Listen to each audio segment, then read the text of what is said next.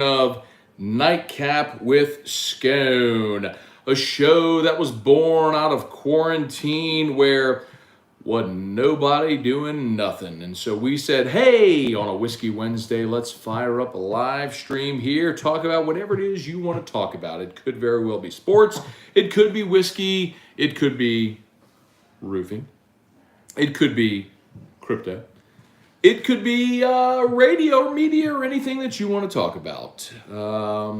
And by popular demand, we've continued this here as we have gone on past quarantine. We are presented by Hudco Roofing, HudcoRoofing.com. Do business with someone you know. GameCoin, thegamecoin.net, the first sports crypto with a purpose. MyCleanLiving.net. My goodness gracious alive. NASA technology inside of air purifiers proven to eliminate the virus that causes COVID-19 and dozens of other pathogens. And someone who might well be a sorceress. Crystal Poche at Restored Motions. I got to tell you my Crystal Poche story from today. The most incredible Crystal Poche story yet that's coming up later. Thank you for being here. I'm glad that you are here. If you're new, thanks for being here. Drop some comments. Facebook, like the page, share the post, like the page, share the post. YouTube, smash that like button. Drop a comment. Let me know what it is you're drinking. I have a very special pour tonight. Brian Kelly today met with the media and did, in fact, preview spring practice. A ton to get to there. Matt McMahon introduced to the media today LSU's new basketball coach. Teron Armstead, officially a Miami Dolphin. Is Odell Beckham coming to the New Orleans Saints, torn ACL and all. LSU baseball Tigers. This is not a companion show. Not a companion show. Do this show every Wednesday at 9 o'clock. We're a little late today, and I'll explain why. But every Wednesday we do this show. There happens to be an LSU baseball game happening right now with the Tigers beating Louisiana Tech 5-4 in the 7th. Longest. Bro, this game is coming up in 3 hours. They're in the top of the 7th. This is fucking ridiculous. By the way, we do curse on Nightcap. Fair warning. This is an adult show. Bedtime for the kiddos. There are libations being poured. And I would highly recommend you understand. It's an adult show. By the way, I'm so excited about this. If you're new, by the way, do not be discouraged. If I haven't read your comment yet, I will get to everybody's comment. We've done 2-hour nightcaps before. I will stay here for as long as you comment. So I'm here. Truax, Alex Day, Trivia Carter, Brady Bolin, need a tall righty. Lance Richard, today's opening segment on AFR was awesome. You had a live read for an office equipment company. You're talking about the chair situation.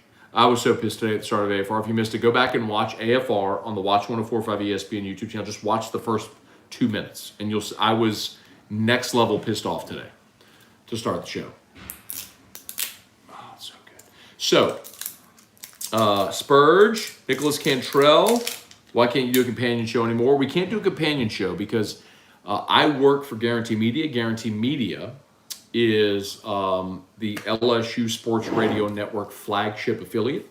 So our company is in partnership with LSU to carry for the radio rights for all the games. Football, baseball, basketball, men's basketball, softball coaches shows. Part of our contract was LSU mandated we not do companion shows anymore because they thought it was competing with their product. I said, well, no problem. I won't do it from the ESPN show. I'm doing it from my own personal page. And they're like, no, they specifically mentioned you doing baseball companion shows. I was like, okay, so I will allow LSU to dictate what I do on my own personal social media. Sounds neat. Anyway, Eric Wilderotter, what happens first? LSU football in the playoff, basketball, Sweet 16, or you get a chair that works? Football in the playoff. Okay. Brother-in-law James was on the Bourbon Trail this past week, went to Four Roses, and he was able to buy a Four Roses barrel pick. If you're not familiar, super rare, super hard to get, and this barrel pick is the OESF. This is the 10-year plus barrel pick, handpicked by their master distiller, Brent Elliott, 20% rye in the mash bill, These are so hard to find. And I could not be more excited to crack this with all of you tonight. So, Four Roses, single barrel, barrel pick from the Four Roses Distillery. Oh yes, I am super duper, duper, duper, duper, duper pumped about this one, friends. So, let's see what the Angels have to say about it.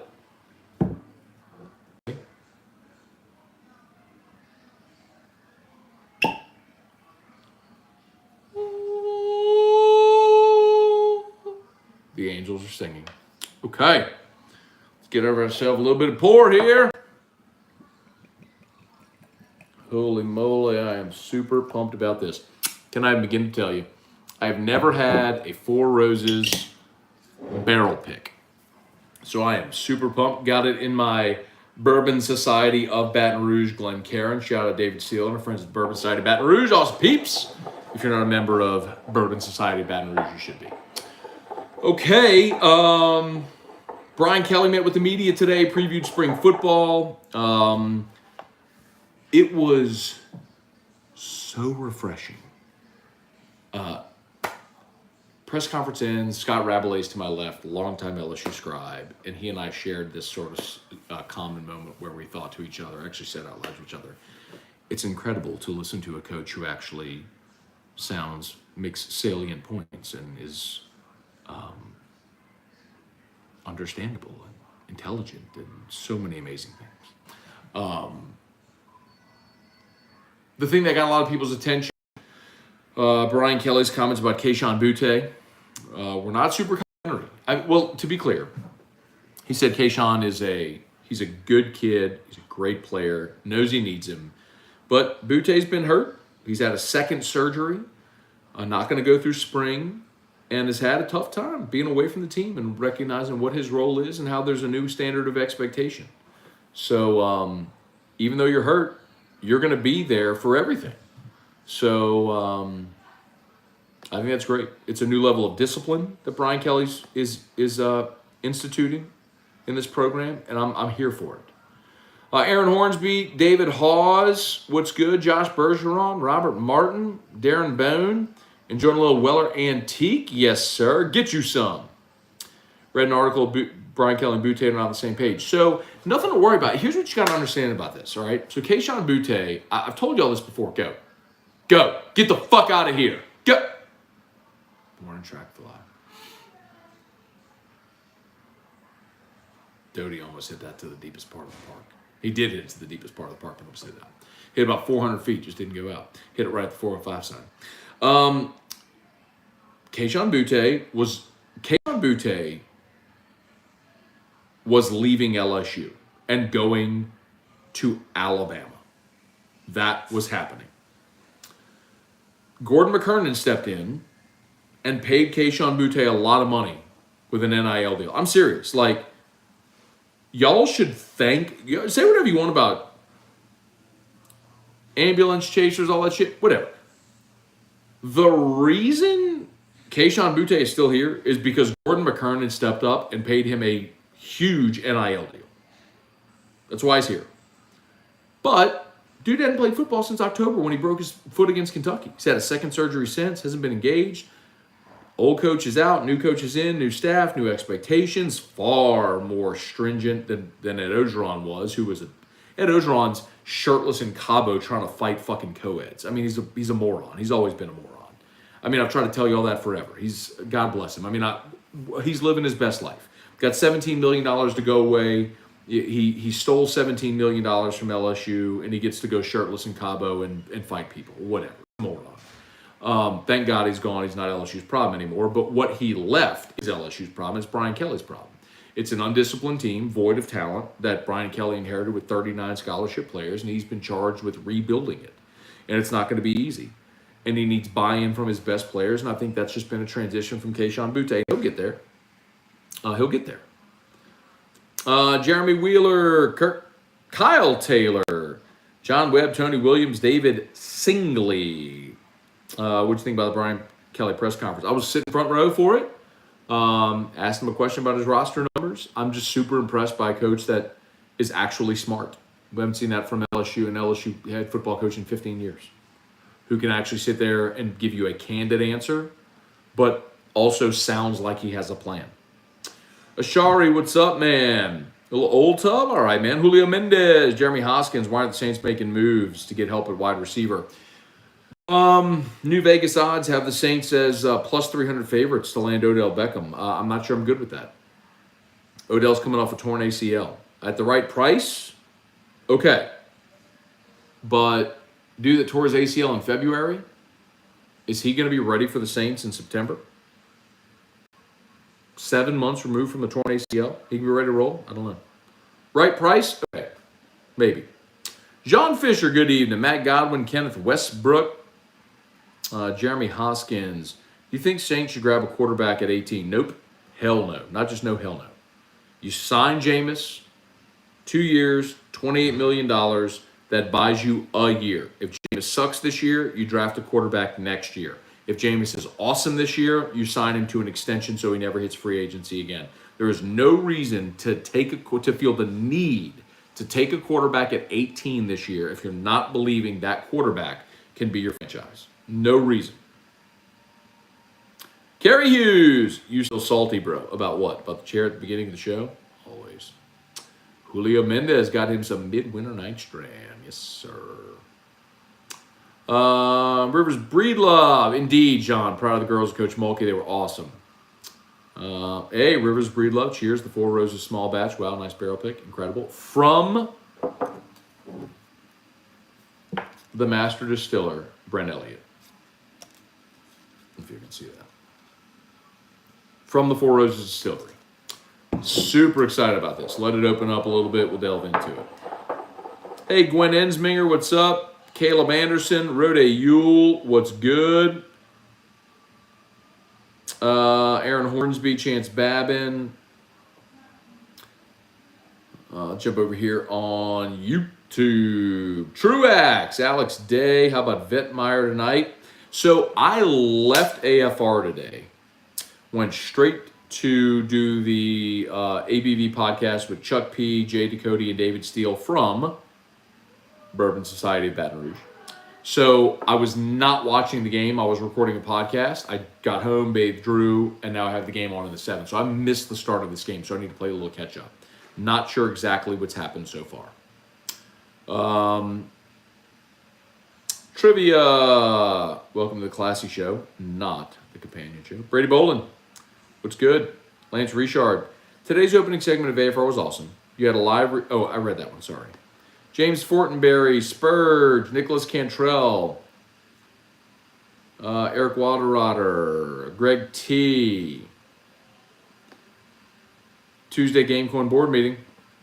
Any exciting news? Pretty freaking cool. Demario Davis is now on board. He has a ton of crypto NFT knowledge. Oh, does he? Does he, Greg? Greg T. I was surprised to learn that Demario Davis had crypto and NFT knowledge. I was surprised to learn that his avatar is an NFT, a very famous, by the way, NFT avatar on Instagram. And stunningly, by the way, Greg T., there's another one of his teammates who happens to have the same line of NFT avatars. Greg T., I'm going to get you your GameCoin update here in just a smidge. Trust. By the way, 169 watching on YouTube, 95 watching on Facebook. Love to all of you. Thank you so much for watching. Facebook, like the page, share the post. YouTube, smash that like button.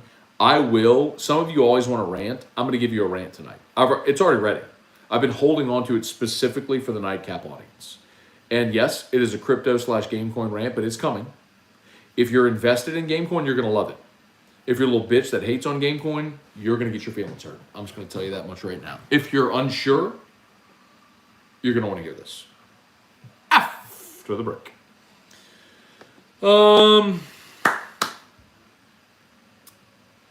Daylight, Jeff Covington, Michael Terry, what's up? Midweek games. Who cares about midweek games? Brandon Miller. By the way, I want to say something real quick. I have half a mind to ignore the comment about midweek games, yada, yada, but I'm going to make this as abundantly clear as I ever can. Because there are some people who do the midweek games don't matter, right? And you have no idea what I'm talking about. It's not about competing. It's not about you should try to win when you go blah, blah, blah. Of course, you're playing a game, you should try to win. The point about midweek games has always been, the result of the game is not nearly as important as what you're trying to accomplish in the game. Meaning, if the result of that game was so fucking important, you'd be pitching Blake money tonight because you had to win it. You don't have to fucking win it. That's the point. You play in the SEC, you're going to play 30 fucking SEC games. If you go 20-10 in the SEC, it doesn't fucking matter what you do on a goddamn Wednesday night against Louisiana Tech. It doesn't fucking matter. That's the point. The result doesn't matter to what your end game is. You realize Florida last night was in a goddamn dogfight in their home field with Bethune-Cookman? That's my point. Yeah, you want to win. Of course. The point is always the result of the game is not going to impact you on Memorial Day when the NCAA regional field is released. That's the point I've always made. What will affect you is your SEC record. So go perform in the Southeastern Conference and none of the shit matters. That's the point I've always made. The GOAT. On AFR today, you said you're pretty sure you know the LSU quarterback situation is going to play out. Can you elaborate? Yeah. Jaden Daniels is going to be the starter. Miles Brennan is going to transfer. It shouldn't be hard. Maybe I'll be dead wrong. Maybe I'll come back at me in 3 months and laugh. But you don't bring in Jaden Daniels if you're confident in Miles Brennan. Look at the 4 quarterbacks you have. Daniels, Brennan, Nussmeier, Howard. One of those guys doesn't fit. If it's a multiple choice, which one doesn't belong? It's Miles Brennan. He's the tall, statuesque, immobile guy. So if you want a veteran quarterback who started 30 games, who has the ability to make plays with his feet, Brian Kelly said today, Jaden Daniels is more than just extend plays. You can actually call design plays for him to run the football. It makes you a more versatile offense.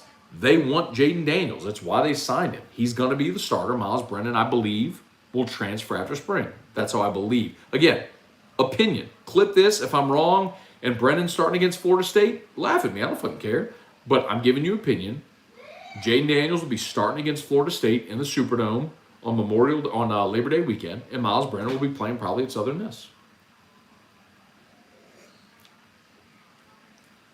Oh. Wow. 122 proof. That is a heavy pour. Boy, that certainly has a large Kentucky hug right up in here. 10-year-old juice, the Four Roses barrel pick, hand selected by master distiller Brent Elliott. There are 10 recipes of Four Roses bourbon. The OESF is the oldest mint, fruity, full body, and it is definitely, most definitely, full bodied. Whew. Can't buy that one on the shelf, fellas. Can't buy that one on the shelf. Shane O'Mac, what's good? Malcolm, okay. Evening, Matt, okay. Got a bottle of the Old Forester birthday bourbon. What's your opinion on it? Okay. So Malcolm, okay. Old Forester birthday is a rare unicorn. I mean, it is, not that there's an unrare unicorn. It's a unicorn. It's very rare. Not my favorite. There's a lot of Old Forester that I like. Not super fond of the birthday, but I have a very sentimental tie to the birthday bourbon. So I have a bottle of it on my shelf. It was very difficult for me to acquire. But it's a sentimental pour for me and for my family. So that's why I have it. But it's a unicorn. There's a lot of people who love it. Ryan Rogers, Brett Degro, Evening Scone, Elijah Greg Barrel Proof, yes sir. Greg T, waiting on you to throw your chair today on AFR like an 80s professional wrestler. So started the show today, and immediately we're in the open. My chair compresses, my headphone adapter is not working, it's shorting out. I go to move the chair so I can do the show and not mess with it. The headphone adapter yanks out of the cord. I'm an Enneagram 8. look up the Enneagram if you're not familiar. Read 8. I'm the poster child for 8. I replace feeling with anger. That's what I default to. I can't change how I see the world, but I can change how I react to things. And in that moment, I was super, super, super angry. I'm an Enneagram 8. That's how I roll. I wanted to break shit. That's what I wanted to do. I literally walked out of the studio to go get a new headphone jack, and I said, "Musso, just talk. Go to. You know what? Better yet. I got you. Don't worry about it.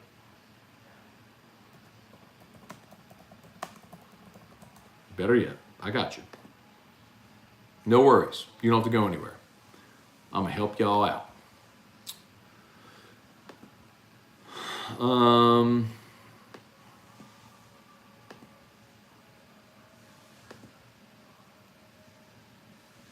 Copy.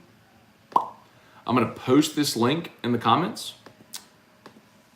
You don't have to watch it now, bookmark it, something like that. But if you just look at this, just look at the first minute of the show. It's literally how the show started today. I just posted it. Go ahead. There it is. You can see how pissed off I was to start the show. Which reminds me, I do need to post the HUDCO link and pin it. Sincerely, though, in a sincere, legitimate moment here, everyone who was affected by the tornadoes in Araby and St. Bernard, much love, thoughts, prayers, condolences to those who need it. But say it all the time. Yes, pray for everybody, but at the same time, put action behind your prayers. And people need help, and if you can provide money or time or resources of any kind, please do, because people need help. And at HUDCO, I can tell you, you've already made plans to help, and look, it's not just about going and doing roofs. I mean, selfishly, yeah, there's work to be done, and we'd love to get the work, but at the same time, it's our neighbors. You know, we just brought Rodney Beloso on our team at HUDCO, and it's Cade's dad who plays baseball at LSU, and lifelong St. Bernard Parish resident, and knows a lot of the people who've been affected by what happened. And we're going to do our best to help everybody we can. So, Jordan Thompson, double off the wall. So anyway, it's so awkward. There's no way to transition. So, Sean Fisher, think he makes some time. We'll have a disciplined and winning team. We have a winner with our new football coach. 100%, Sean. Brian Kelly's won everywhere he's been. He's the winningest active coach in college football. He will win at LSU, and he's here for one reason. That's to win a national championship. He was never going to do it at Notre Dame because of the self-imposed restrictions they have there on the type of athlete they recruit, meeting certain academic standards, whatever. I don't care whatever they are. But he realized he was good enough a coach to get his teams in contention, but was never going to get over that hump. He can recruit Kayshon Boutte to LSU. He's not getting Kayshon Boutte to Notre Dame. Period. He'll be great here. Justin Edwards, Telot, thanks for the 0-3 with the basketball picks. You gotta stay on that. You gotta stay on the train, bro. Rode Yule, Lansville looked part tonight. All right, Titus Jackson, what's up? How's it going on the Peloton? Thank you for asking. I love it. I freaking love it. I love there's 3 instructors that I love the most. Everyone talks about Toussaint. He's awesome. Balls to the wall. He's great. And there's 2 ladies who I think do a really good job, kind of contrasting styles. I don't remember their names. One of them's a dark-haired lady, always wears like a lot of makeup. The other is a blonde-haired lady. Her name is Kendall.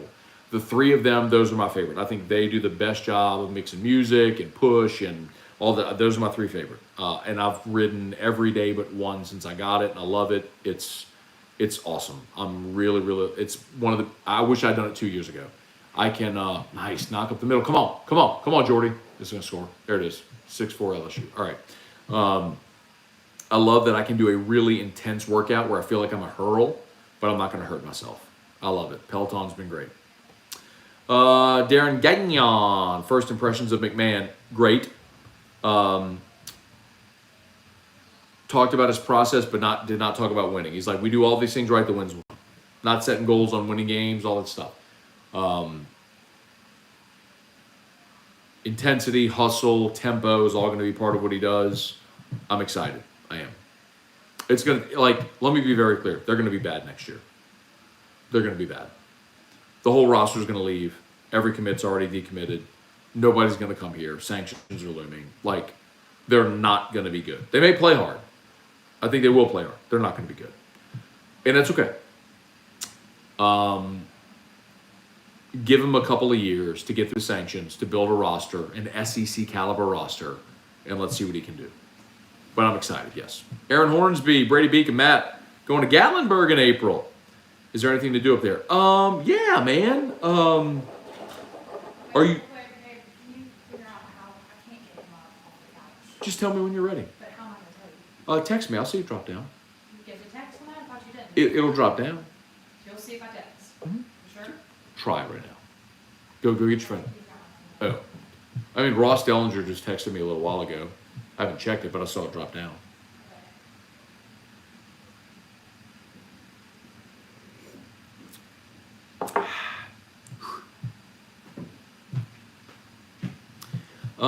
Gatlinburg, Brady Beacom. So, we had a good time, but man, we had a house like in the mountains, and just I love the quiet, the place we were staying. You know, drank whiskey and smoked cigars up by the fire every night. I'm not gonna tell you like, I mean, Gatlinburg itself on that main strip gets pretty busy at night. The really cool craft brew place in Gatlinburg, right there on that main strip, was nice. But yeah, good time, man. Chance Babin, Brian Kelly had positive words for Besh and Gardner. Yeah, he did. Besh was interesting. He essentially said, like, Hilton is an athletic freak. Besh may not look like much, but just look at the film and the plays he makes. But he's salivating. Brian Kelly's salivating. He's never had this much talent. Even on a roster that's not going to do great in the SEC this year, meaning they're not going to win the SEC, he's still got more talent than he's had in Notre Dame. Robbie Welburn, Aaron Hornsby, Matt Godwin, Gervais Steele. Gervais is awesome. I mean, well, let me rephrase. I love the way Gervais competes. And if you remember, before the season started, Trey Morgan and Kay Doty were both in studio on AFR, and I asked each of them, I said, who's the pitcher on the staff you hate to face? And Trey Morgan said, Paul Gervais. He said, because at 6'10", the weird arm angle, so hard to hit. It makes sense, right? You're 6'10", by the time you release the ball, you're closer to home. 93 might look like 98 because you're closer to home. Makes sense. Josh Bergeron, Matt, what's the timetable when LSU basketball may know how many sanctions they'll get? Impossible to know, Josh. The NCAA will march to the beat of its own drum. So I think it'll be before next basketball season. But it should be still months before we know. But here's the barometer, okay? There are 10 schools that have gotten Joe Bear. There are 10 schools that have gotten an NOA. Only one has gotten sanctioned so far. That's Oklahoma State. And Oklahoma State got 1 year postseason ban, 3 years probation, and scholarship restrictions. LSU is going to get at least that. Expect minimum 1 year postseason ban, 3 years probation, scholarship restrictions. At minimum that. Jordan Menser, Carl T. Hubert, single barrel bourbon finished in honey barrels. Okay. Pedro Balaredes. Miles will do good. You're not a fan of him. It's all good. No. Hold on. No. Pedro. CC Pedro. That's fucking bullshit. I'm not saying I'm not a fan. Respect to the kid for persevering, for waiting his turn, for battling through injuries, all of that stuff. Respect. Don't say I'm not a fan because it's bullshit. Don't put words in my mouth. What I said is this coaching staff. I'm looking at very obvious circumstantial evidence, which shows this coaching staff wants a mobile quarterback. If this coaching staff was super fucking pumped to have Miles Brennan as their starter, they never would have gone and pursued Jaden Daniels. The reason they pursued Jaden Daniels is because he has a skill set they want in their quarterback that Miles Brennan does not have. It's not a knock on Miles Brennan. Blondes and brunettes could both look really good, but if someone prefers a blonde, the brunette's shit out of luck. Sorry. That's what it is. It's not that I'm not a fan. I'm just telling you honest. You can go listen to a lot of fucking people that are going to bullshit you and tell you, oh, let's get a shot. Let's go battle it out there on the field. And everybody's got no. Everybody didn't have a shot. That's real talk. Coaches have preconceived notions. They have biases like everybody else does, and they know what they're looking for, and that's why Jaden Daniels is here. It's not that I'm not a fan of Miles Brennan. I wish him all the best in the world, but I'm just real. I'm one of the few that will actually tell you honestly what's happening here. And you have a coaching staff that brought in Jaden Daniels for a reason, to be the starting quarterback. He started 30 games. Miles Brennan started 3. He's mobile. Miles Brennan is not. What do you want me to tell you? Get through. Get through. All right. Blake Oob, what's up? Jay Rochelle, CCJ Rock Radio. 15 Ks so far tonight. Not too shabby. Ooh, that is not too shabby. Stephen Fry. Just making in this biatch. How we doing, peeps? Gervasi dialed in. I like him a lot. Jeffrey Lala. What's up, Lala? I live in St. Bernard. Passed through the area today. It's bad. I saw a lot of the videos, a lot of the pictures, man. God, dog. The area that worked so hard to come back from Katrina gets hit with that.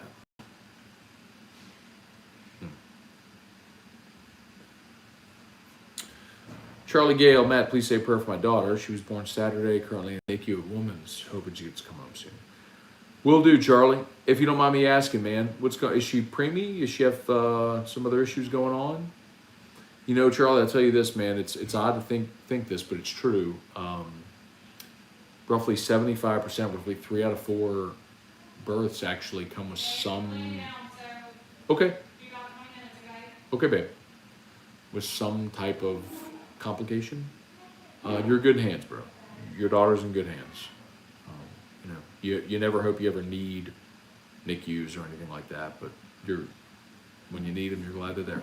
So, hi, buddy. You come and tell me good night? I love you. Oh, good night, buddy. You want to tell everybody good night? Say good night, Dad Show. Night, Dad. You want to blow him a kiss? No. Oh, that was so sweet. All right, you sleep well, okay? Sweet dreams. No. Okay, now on the couch. Love you, Drew. I love you, Drew. Love you, Drew.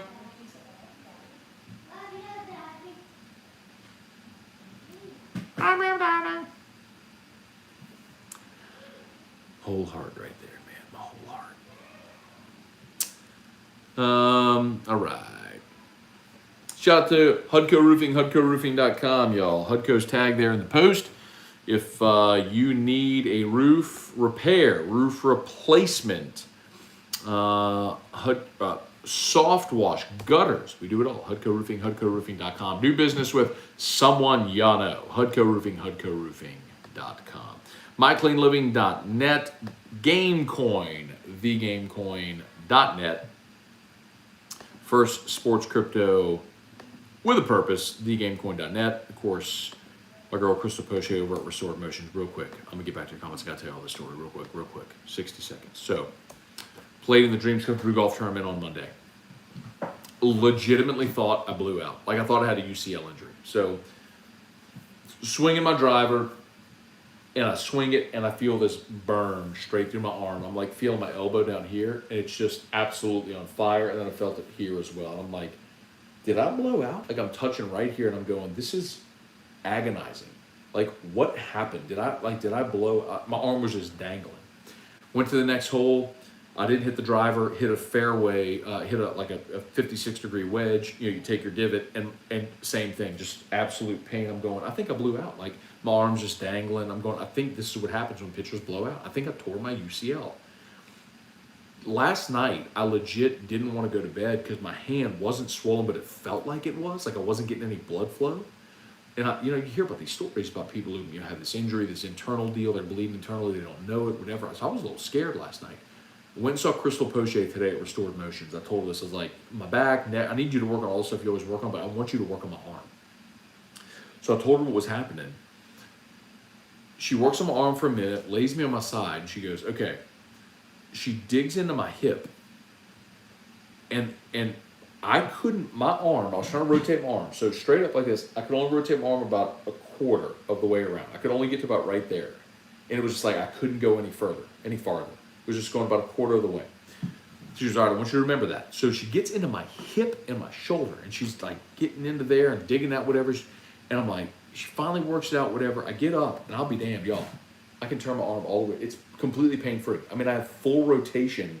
I mean, it's a little tender, but like, I have full rotation. I mean, I couldn't do that. Now I'm gonna have full rotation. I'm telling you, this woman is a damn sorceress. She's like a magician. I mean, really what it is we've all conditioned our brains to think of medicine of like, oh, your arm hurts. Okay, let's do needling. Let's treat the arm, this part. But like really, she looked at it and was like, no, look, you have these bands that run from these two fingers that run down your arm, that run over your shoulder and into this hip. So when you were playing golf and you pull out of this hip, it was pulling everything into your arm. That's why your arm when you came through it.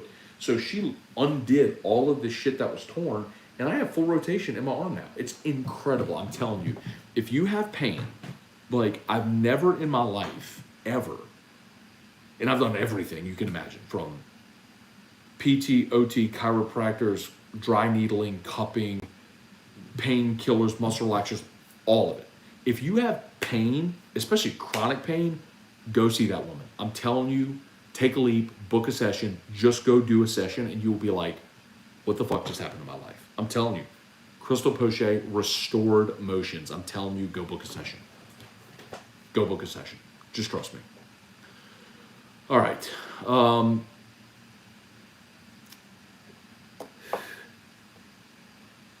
Greg T. Jeb Whitley, drinking Tennessee Brew Works, River Drifter Hazy IPA. Cheers. That's a long title, bro. Craig Duga. What's up, Craig? Here for the companion show. There's no companion show, Craig. Ryan Rogers, James Metvin, Tom Brouillard, trivia, Matt, question for Brian Kelly, but great question for Brian Kelly. You missed your chance to invite him to dinner before you piss him off. You know what, trivia? I'm dead serious. Leaving, I mean, y'all know Nightcap, we're a little more candid here, I tell you all that, but I'm leaving the press conference, and let's say someone on LSU's staff stopped me and was like, hey, good to see you back here. I guess you're welcomed again, huh? I mean, Ed Ogeron had completely, I didn't always openly talk about this, certainly not on AFR here, maybe a little more freely, but Ed Ogeron blackballed me, man. He forbade anyone within the program to come on my show. I'm pretty sure if he walked in this door right now, he'd want to punch me in the face, but it's largely because I think people on his staff, including one former radio host, I don't think Ed was listening to my show every day, but he had someone just feeding him bullshit all the time. And he developed a tremendous amount of resentment for me, rooted in not much, other than his own insecurity. I didn't like the hire. I said it in 2017. He never forgot that and held it against me, and that animosity grew over 5 years. So it was very unhealthy. It was very bad for me personally and professionally. Because it was very hard for me to do my job when I'm not really even invited to cover the team I'm supposed to talk about primarily. So I'm very happy to see Brian Kelly. Very happy to deal with a coach that's not a child, that's actually mature, that's won games, that is confident, that can deal with criticism. Yeah, very confident, very excited. James Lynch. Brian Kelly's a real deal. You can't help but think the program's heading in the right direction. Daylight, who else loves to hear well-spoken coach with actual detailed plan, right? I mean, I said that 5 years ago. Y'all shat on me as a hater, but I just said LSU deserves better than what they settled on 5 years ago. You know, the guy who Forrest Gumped his way into a championship and ultimately proved his true colors when he left this program in absolute ruin, the way Larry Coker did Miami and Gene Chizik did Auburn. He is forever and perpetually in that category. I'm grateful for 2019. It was a hell of a lot of fun. Joe Burrow is the greatest player that ever came through here. But Ed Ogeron is a terrible football coach. He's a terrible football coach. And I'm glad he's gone. And hopefully we never have to ever concern ourselves with him ever again. Chili, Matt, do you follow baseball recruiting? Some. Aaron Hornsby, Jerry DeLucky, Four Roses Small Batch. So, Jerry, this is Four Roses Small Batch Select. This is a single barrel pick from the master distiller at Four Roses. The barrel picks are damn near impossible to find. Like, for example, Calandro's in town gets one a year. Maybe. These are super, super rare, and they are very good. This one's 122.4 proof. And so if you ever look at one of the tags, it'll show you the 10 recipes of the 4 Roses barrel picks. I don't know if y'all can see that. So this is the OESF, which is the 10-year, which is the most rare. Janet, what's good? Adam Fontenot, crawfish sauce is trash, but blue cheese with wings is the truth. Get out of here, Adam Fontenot. Daniel Kudika, Saturday night was 4 hours and 56 minutes. Replay, reviews, mound visits are ridiculous. College baseball has a problem. Completely agree. I don't know how they fix it either, Daniel. Taz, your morning show had a delay. When it did start, it kept going back to Matt is waiting. Interesting. We're good here, though, yeah? 158 watching, 75 likes. By the way, smash that like button, YouTube, if you would. We're at 75 likes. I know we can get over 100. Take a quick second and do that. Devin Kelly, what's up? Good to see you, man. Craig Duga. Matt, give me your best skip. Lots of stuff. When we got married, when you get married, you double your stuff. And then you have 4 daughters, and what do you do with all that stuff? Thankfully, dependable storage wants your stuff. Lots of stuff. Janet, will you update us on the game? I mean, Janet, it's 6-4, bottom 8, LSU batting, Barry up, bases loaded. Opportunity here to blow it wide open with a 3-2 count, 2 outs. Payoff pitch. This is it. Let's make it happen, Barry. This is Main Street, dog. Connect. Then he popped it up.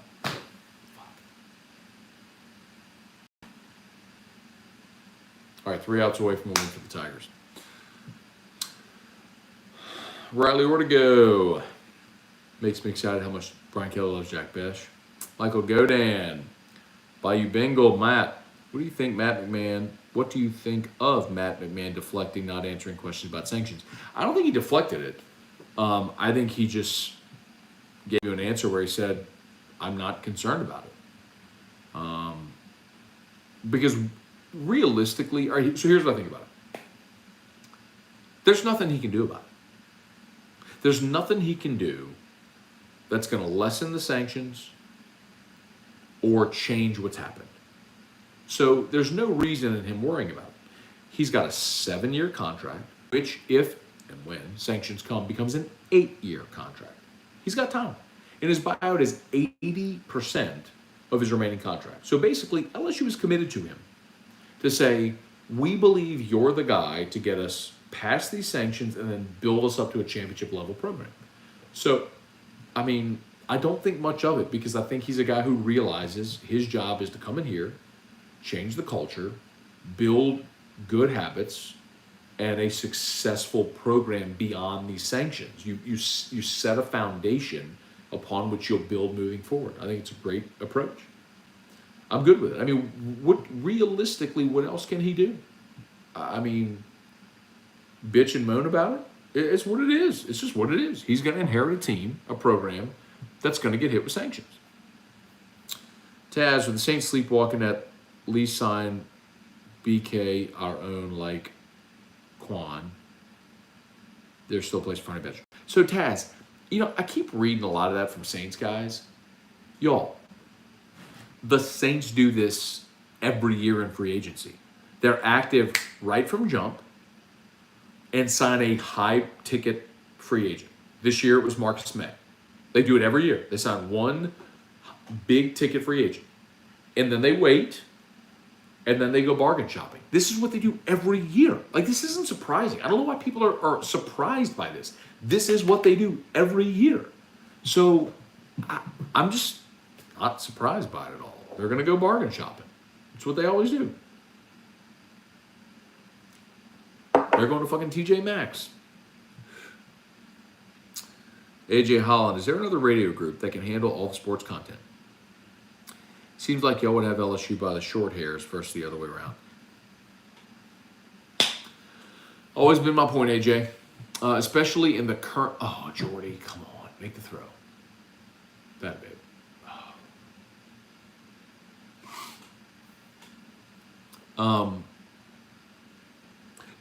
In the current state of radio, AJ, no, there's nobody else that would no other radio group that would pay for the LSU rights.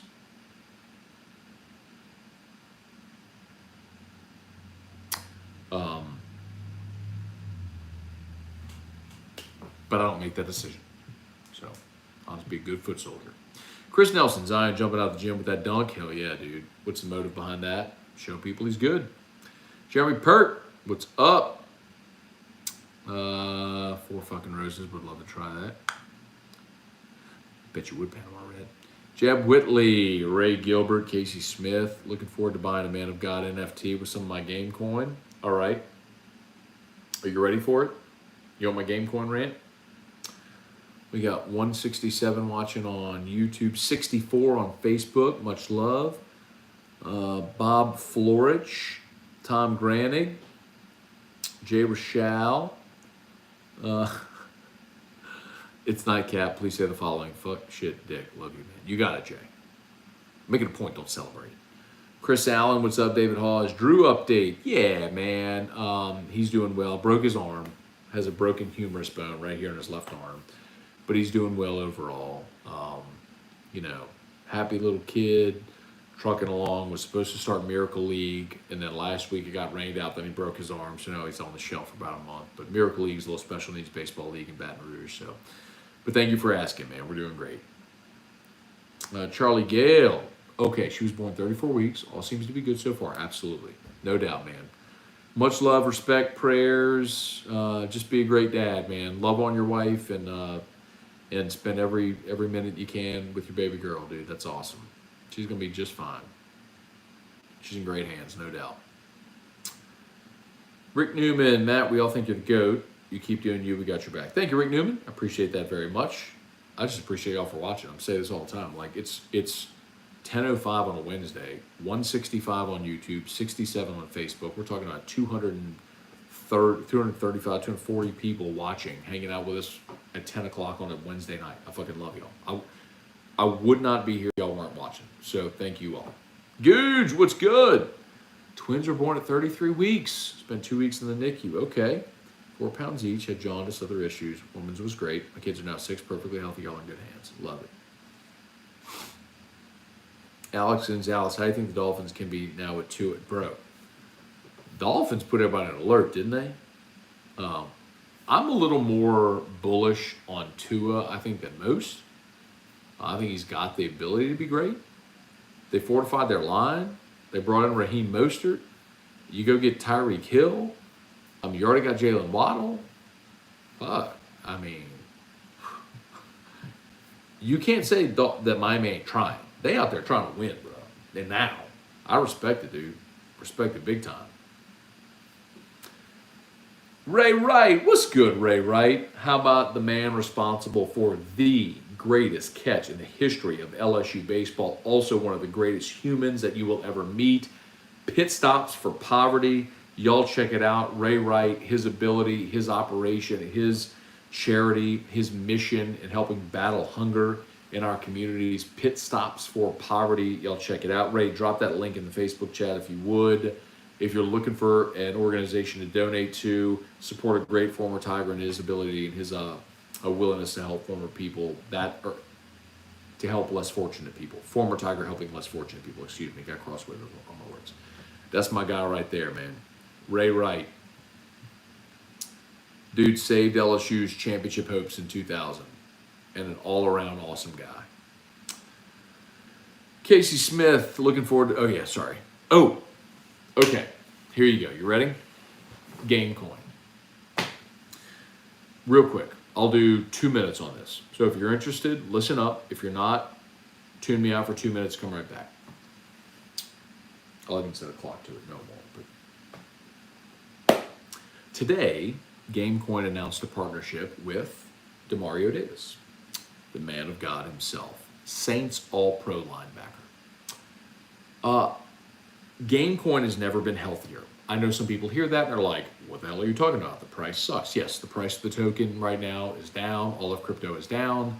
But the reality is what it is. People in Baton Rouge saw it pump. A lot of people took profits. They dumped the price, and that's that. There are some people, though, however, who claim GameCoin is a scam and it was a rug pull and all this shit. Okay. I would love to address those people and then give you some really good news on the back end. Demario Davis, all-pro linebacker of the New Orleans Saints. Do you honestly fucking think that Demario Davis would do a deal with Gamecoin without vetting it if he thought this was a scam? Bobby Bradley. Bobby Bradley's agent is the Bus Cook agency. Bus Cook has clients such as Brett Favre, Calvin Johnson, Myles Garrett, former #1 overall pick of the draft, Myles Garrett. Do you honestly fucking think that Bus Cook's agency and all the attorneys involved would allow Bobby Bradley to do a deal with Gamecoin if it was a fucking scam? Matt Corral. Matt Corral signed with CAA, the largest agency in the world, not just sports, but also people on the stage and screen and everything like that. Do you honestly think CAA and their team of attorneys would allow Matt Corral to do that deal if it was a fucking scam? Leonard Fournette. Leonard Fournette is represented by Rock Nation. That is Jay-Z's agency. Do you understand what I just said? One of the most well-known, famous entertainers on the face of planet Earth, Jay-fucking-Z, who is married to Beyonce. Do you honestly think Rock Nation's attorneys, who were so far up Gamecoin's ass when we were trying to do the deal with Leonard Fournette, that you could literally hear their voice out of Gamecoin's collective mouth when we were doing that deal? That's how deeply they vetted Gamecoin. Do you honestly fucking think if this was a goddamn scam that Leonard Fournette would have been able to do a deal with Gamecoin? Let's look at David Mailer, the founder, CEO of Gamecoin, who has, let's say, well over 7 figures of his own money as he has bankrolled Gamecoin into this project. David Mailer is the CEO of H&O Grounds. H&O is the largest or second largest grounds maintenance company in the entire Southeast region. Most people, when you do a rug pull, you do it anonymously and then you fucking vanish and nobody knows where your money went. Do you honestly fucking think that if this were a scam and a rug pull, that the president, founder, CEO of one of the largest grounds companies in the Southeast region rug pulled everybody, fucking scammed everybody, and then is still out there doing donations and signing deals with athletes? If you think this was a scam or a rug pull, you're a fucking idiot. Flatly, you're a fucking moron. I will tell you to your face, if you think Gamecoin is a scam, you're a fucking moron is what you are. You're fucking stupid. Now, respectfully, probably you have never invested in crypto before. You FOMO'd in. You had no idea what you were investing in. You saw the price go up. Your friends were telling you to buy it. You did. Price went down and you thought you got scammed because you're a sheep and you're a lemming. You just bought into what everybody was saying. That's some of you. Now, here's the fucking fantastic news. With the price down, and despite the fact that some people in Baton Rouge are fucktards and they just want to say it's a scam and a rug pull because they're fucking idiots and they don't know what they're talking about. In that time, Gamecoin has continued to pursue deals, like the deal with 61 LSU athletes, the deal with Demario Davis. There are plenty of others ahead. I will tell you that the progress with this platform with Sarah Technologies in San Diego, with Jordan Spector, who's based out of Philadelphia. He's an artist who's helping design all the NFTs. With our developer who is organizing the wireframes. By the way, Tuesday we have not 1 but 2 hour meeting on Tuesday because it's going to take that long to make it through all the wireframes as we get closer to launching the platform.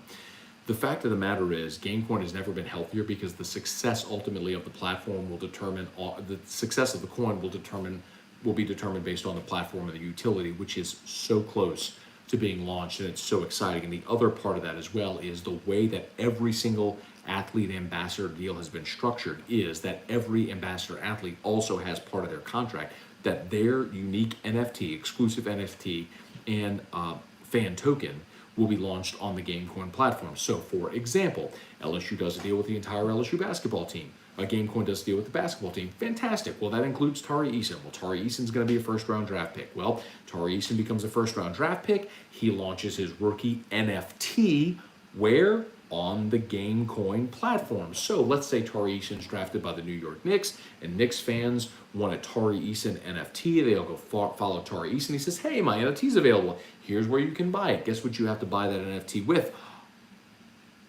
Gamecoin. So all of these people have to go buy Gamecoin to buy Tari Eason's NFT, thus doing what? Increasing the price. Jacob Berry is a Gamecoin athlete now. Jacob Berry is a potential 1-1 pick in the Major League Baseball draft. Let's see, Jacob Berry's the first overall pick. He says, hey, you want my fan token? You want my NFT? Here's where you go get it. Where do you go get it? Gamecoin, Matt Corral, but there's a first round pick in the draft as a quarterback. Matt Corral becomes a first round quarterback draft pick of franchise X and launches his NFT where? Gamecoin. How fucking amazing is that? My point is, don't be a fucking idiot. Don't believe mouth-breathing fucking losers who invested $100 in a Gamecoin and saw their $100 go down because they bought it 4 cents and now it's worth 4. Now they bought it 4 cents. Now their $100 is worth 4 cents because they saw their price drop. You know what? You haven't lost anything until you've sold. The fact of the matter is, the platform itself, the project itself, has never been healthier. The interest we're getting from crypto venture funds, people all throughout the crypto space, inbound interest who are like, oh, I love it. Just let me see it launch. I get it. I love the utility. Just trust. Don't trust me. You'll see for yourself. And if you're a fucktard who's sitting there going, it's a scam, it's a rug pull, you're a fucking moron. I don't know what else to say. You're a fucking moron. You're a fucking moron. If you think that Jay-Z, Rock Nation, their team of attorneys would let Leonard Fournette be an ambassador for a fucking scam or rug pull, you're a fucking moron. Their team of you're a fucking idiot. Don't know what else to tell you. You're a fucking moron. I hope that's not you. I hope that's not you. But I'm gonna tell you this. I'm fired up by Gamecoin, where it's going. Fired up by Gamecoin. Okay, there's my Gamecoin spiel. Someone asked me earlier about it. There you go. There it is. Yes. And they pulled Paul Gervais. Now there's bases loaded, no outs in the ninth. LSU up by 2. What the fuck's going on here? Unbelievable. Give me a ground ball double play. Give me a ground ball double play. All right, Razorman, let's go. All right.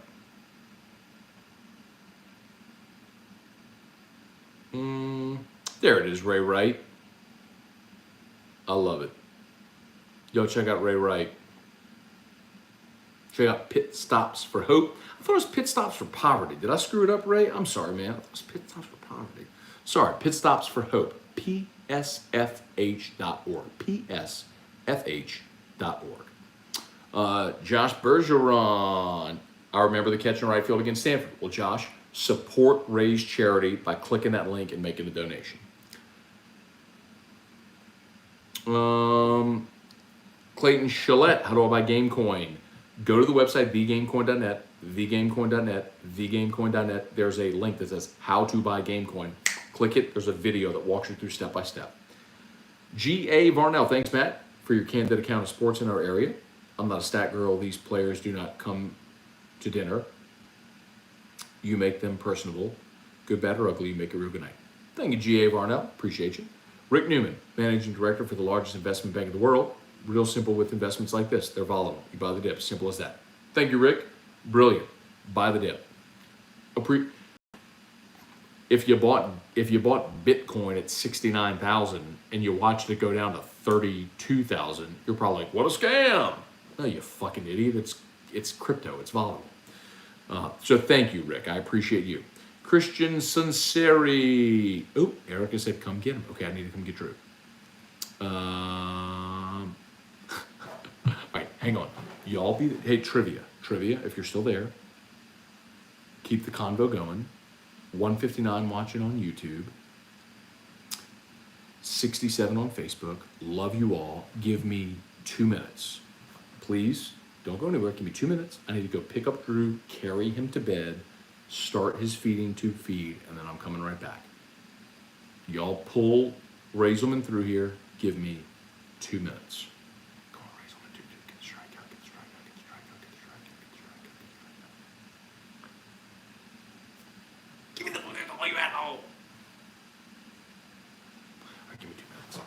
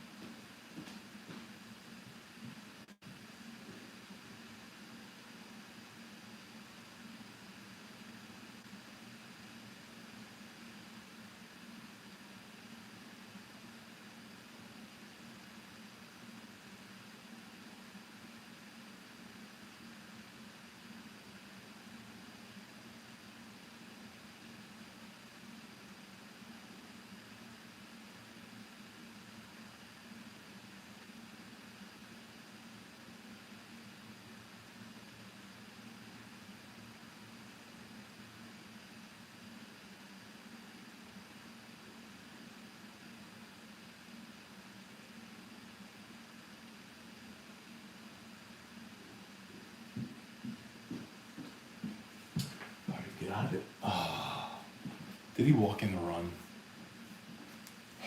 He walked in the run, didn't he? He walked in the run, didn't he? Full count, he walked in the run. Fuck.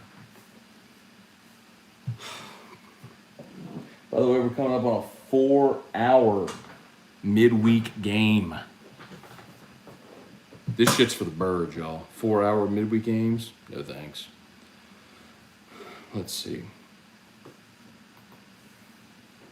Gwen, anyone know how much Gamecoin is? Gamecoin's right at about 1/10 of a penny. Said I want in. I missed Bitcoin early for fear. Damn it. We all had an opportunity. Everyone had Bitcoin come across their desk at some point early, and like I was by someone I respect tremendously, was mining Bitcoin in 2012, 2013, and I was like, I just don't get it.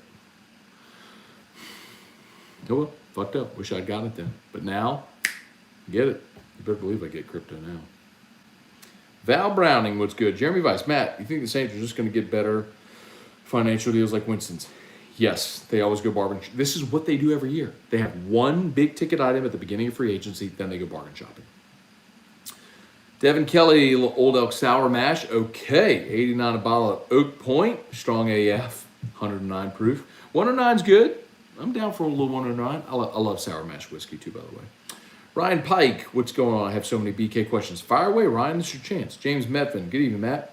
Saw Matt McMahon show tonight. What said sounds good. From what said sounds great. Agree. Craig Duke guy. Weller 12 and diet. Weller 12 and diet. Doctor check. Craig, I know you're messing with me, Craig. Don't let me find out you've been mixing Weller 12 and diet. Doctor check. I know you're messing with me. I know because I know you well enough to know that. Not okay.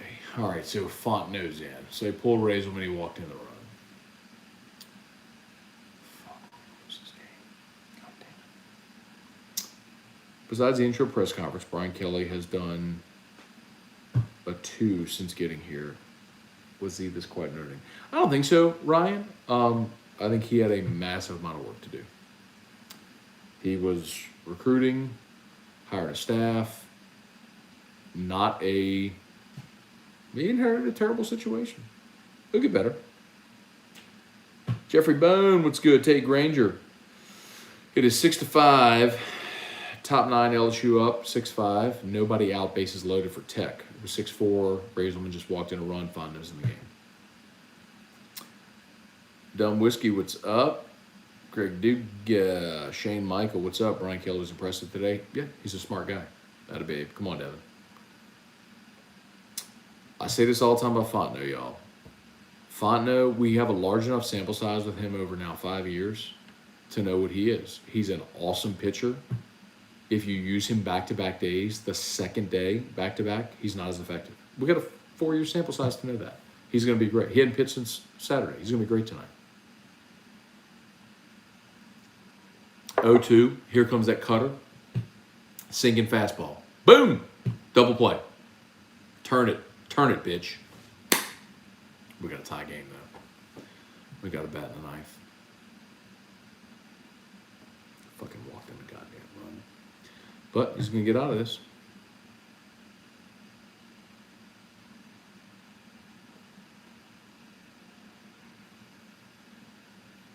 Ryan Pike, second or third time we've seen Brian Kelly try to crack a joke, and it goes over everybody's head. He's just not funny.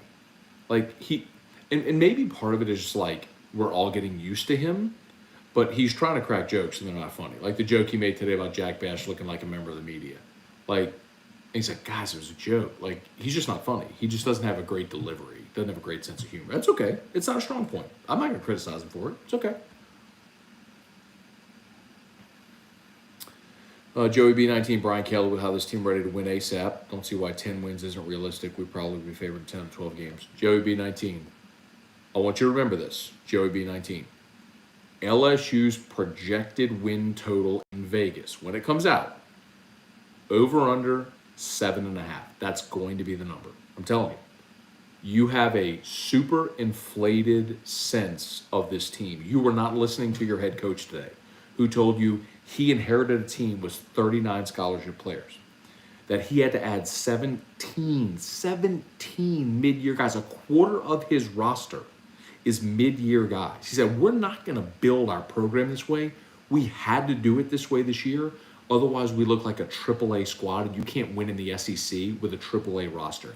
He said the reason we're starting spring so late is we weren't ready to be on the practice field.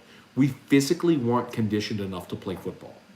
Yo, your coach told you like how bleak this shit is. And people are like, oh, well, he's downplaying it to less next. No. He's being honest with you. Unlike the buffoon who was here before, who told you our defense right now is so much better than at any point a year ago. And then you go out and have literally the worst defense in the history of LSU football. Like, the guy who was here before was a moron. He told you everything you wanted to hear, and none of that shit came true.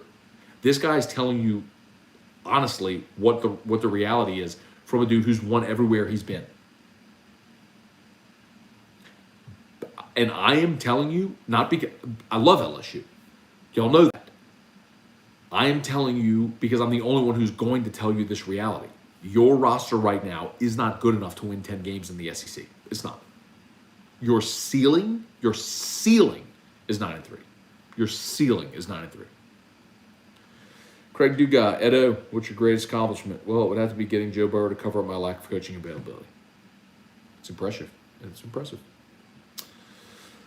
Merrick Mathern. Does E-Rock want to have Matt McMahon over for dinner? I'm not sure yet, Merrick. Cliff, what's good, dude? Little Eagle Rare. Yes. Goat, on AFR today, you said you're pretty sure you... I told you, I answered that question.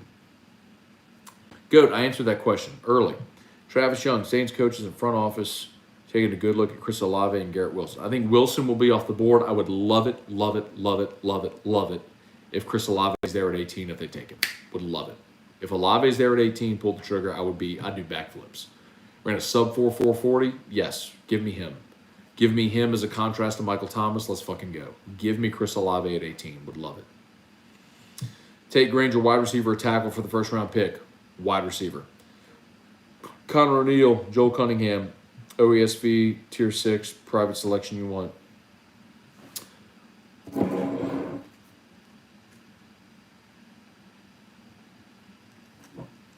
OESF, brother.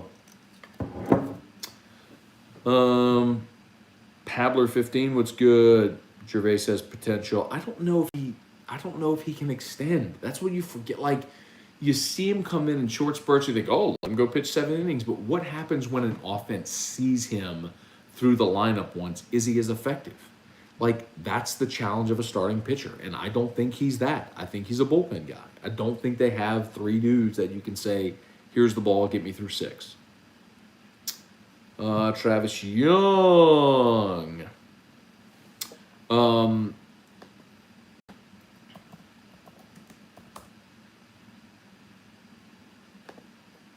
Travis Young came to over with Apecoin. Not Apecoin. It's called Bored Ape is the NFT that he's investing in.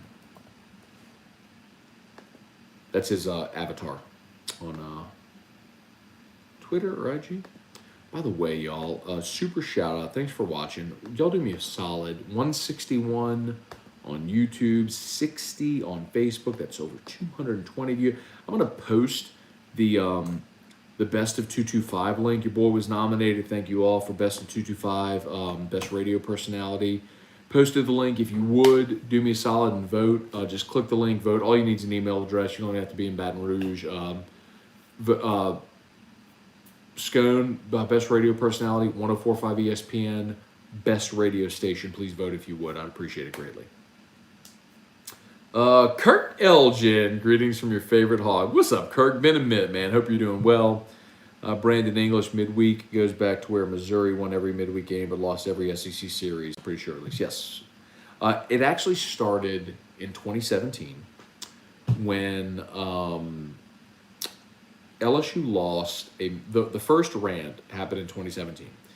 LSU lost to K. Doty fouled that right off his fucking leg. LSU lost to South Alabama late in the season in a midweek game, and people fucking melted. And that's when I lost my shit. I was like, shut the fuck up. It doesn't matter if they lost this game. It doesn't fucking matter. Go win the SEC weekend. That team went on to go to the College World Series final and was 2 wins away from a national championship. Damn it, Doty struck out.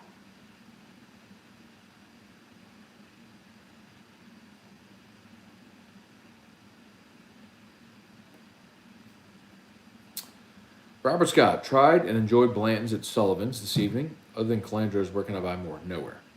Robert, the problem with Blanton's is that it's rare and hard to find, so it's allocated, so you're not going to find it on a shelf anywhere. If you want Blanton's, you have to either pay a secondary market price, or you have to spend a lot of money at a retailer that when they get their allocation, they'll sell you a bottle. That's how you get it. Geo popped out. God damn it. They're going to go to extra innings. Joe Lawler, Angels Envy Rye. All right. Reflecting on Brian Kelly's refreshing presser, so comforting hearing a competent leader address concerns. Yes. Brandon English, Dumb Whiskey, what's up?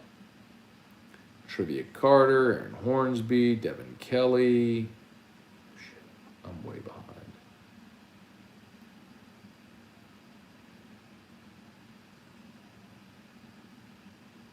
Man, I'm so far behind. Shit. Oh, wow, I'm really far behind. Oh, God, I'm so far behind.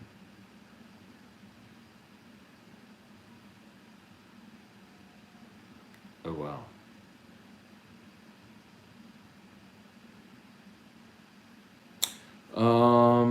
Tyler Barris. What's up with Kayshawn minus the second surgery? Why is Kelly talking about it? The last question of his presser?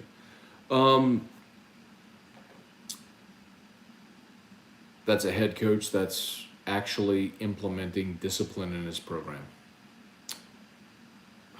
3-pitch strikeout for Jordy. 2 extras we go.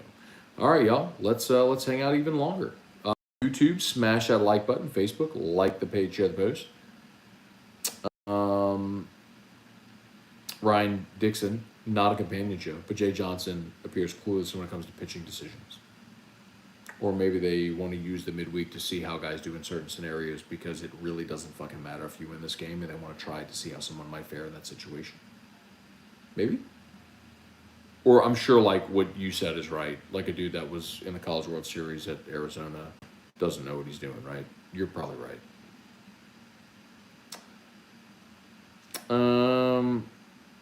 Douglas Duhan. Jason Austin, late to the party. Was impressed with Kelly's plan for the quarterback splitting reps. Bro, he's like, we're going to go 3x3 and then 6x4 and 4x6. Basically 4 people with 10 reps. And blah, blah, blah. I was like, bro, I'm sure you got it figured out, bro. You do the math, but you got it.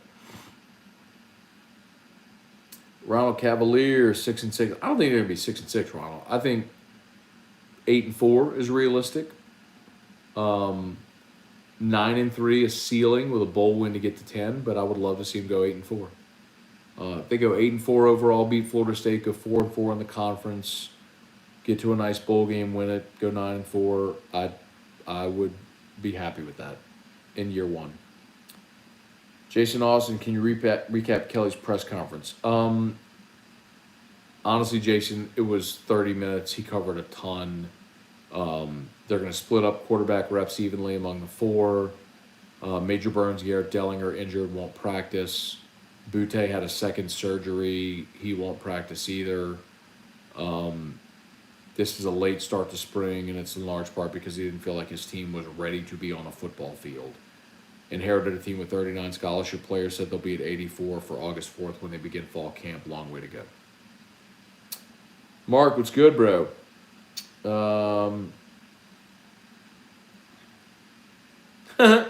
Mark, I was Taysom Hill deemed not a quarterback. Mark, I've been telling you for weeks, brother. I know you're like guzzling the Taysom Hill Kool-Aid and you're a believer and all that stuff. I've been telling you you're dead wrong, because you're sitting there convincing yourself that a win-loss record of a quarterback that had nothing to do with the wins and losses was actually reflective upon him. So, brother, he'll never be a quarterback for the Saints. He'll never be a quarterback anywhere. He's a good football player. I love what he does for the Saints as a player in all the multiple roles he fills. He'll never be a quarterback.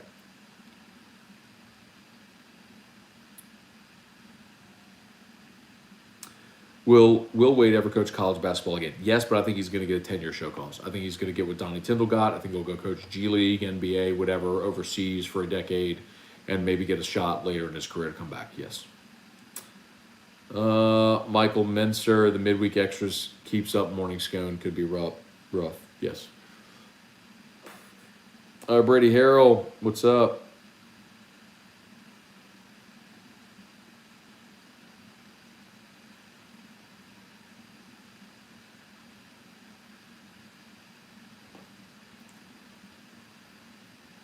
All right. Smash that like button. As always, shout out to Hudco, HudcoRoofing.com. Hudco's tagged in the post, y'all. If you, someone you know, neighbor, friend, relative, coworker, needs your roof repair, roof replacement, soft wash, gutters, we do it all. No matter where you are in the state of Louisiana, we service the entire state of Louisiana. HudcoRoofing.com. Go to the website, HudcoRoofing.com. Fill out the contact form. That's how you'll get automatically ingested into our system. We'll roll for you. HudcoRoofing.com. Do business with someone you know. HUDCO Roofing, HudcoRoofing.com.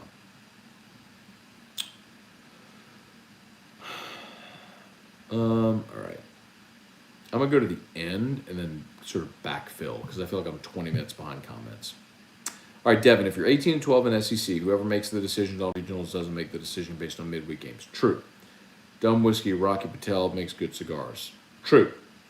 Polk's Army, midweek games matter if you're 18 and 12 in the SEC, you're not getting super regional. If you're 18 and 12 in the SEC, you're not getting super regional no matter what you did in the SEC, so it doesn't fucking matter either way.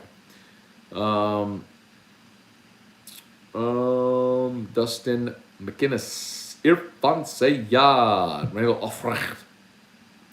Matt, do you think Jay Johnson knows Woodward's first choice for the job was O'Sullivan? Yes. Will it be motivation for him to beat Florida this weekend? No. Bobby Lucknow. Nice to finally have a coach. Sounds like he has a plan. Amen. Joel Cunningham. Much rather someone like George Pickens in round 2.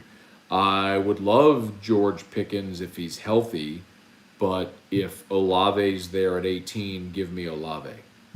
I don't know if Pickens is healthy. Taz, next up. Saints have some great left tackles. Stinchcomb, Streech, Armstead. Taz, I think the Saints will do one of two things. They will either draft a left tackle, or they will flip Ramchick to left tackle and play Hurst at right. Let's see. Alex Day interviewed Gervais early this season, asked him about if he thought he was a starter, and Gervais said he is and wants to be a reliever. He is and wants to be a reliever. He can be a very good setup man closer.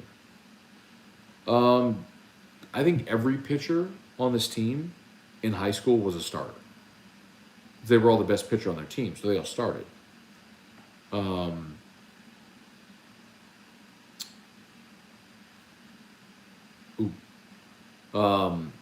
So they've all started before. I don't think they can be.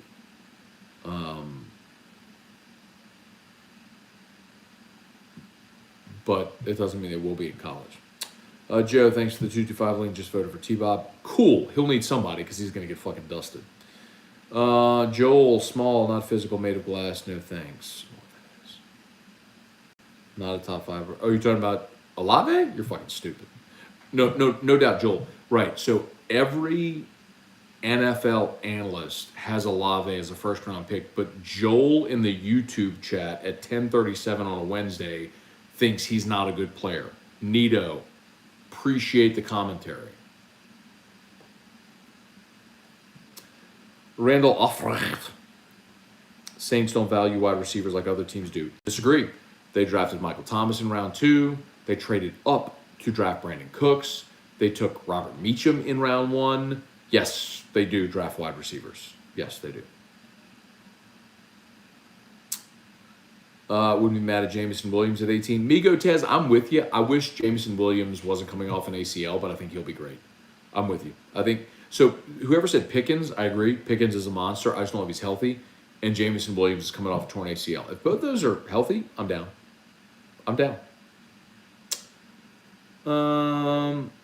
Seth LeBlanc. I need BK to tell one Boudreaux Thibodeau joke. So stupid. Let's see.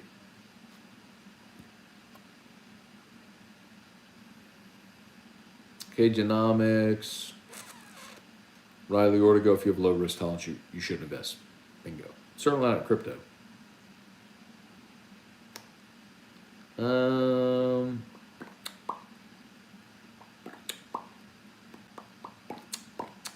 D. Snots. What's up? All right. I was going backwards in these comments. Murder Giraffe, what's good, man? Eric got stretched this weekend. He should not be pitching. No, Murder Giraffe, that's stupid because, all right, let me rephrase. I don't want to be insulting. Razelman did pitch a lot this weekend, but all of these guys have midweek bullpens. They all throw flowers. They all throw midweek bullpens from a mound. So in that context, it's no different in throwing a 25-pitch bullpen session or throwing 25 pitches in a game. Like, that's what you all miss. Like, that's the thing that most of you don't understand when I talk about midweek games. Like, if it were a fucking practice day and this was his mound day to throw 25 pitches, well, you could throw 25 pitches in a bullpen to nobody, or you could do it in a game. So they do it in a game. Okay. And it didn't go great. Okay. Doesn't mean he sucks. Just whatever. It's a fucking midweek game.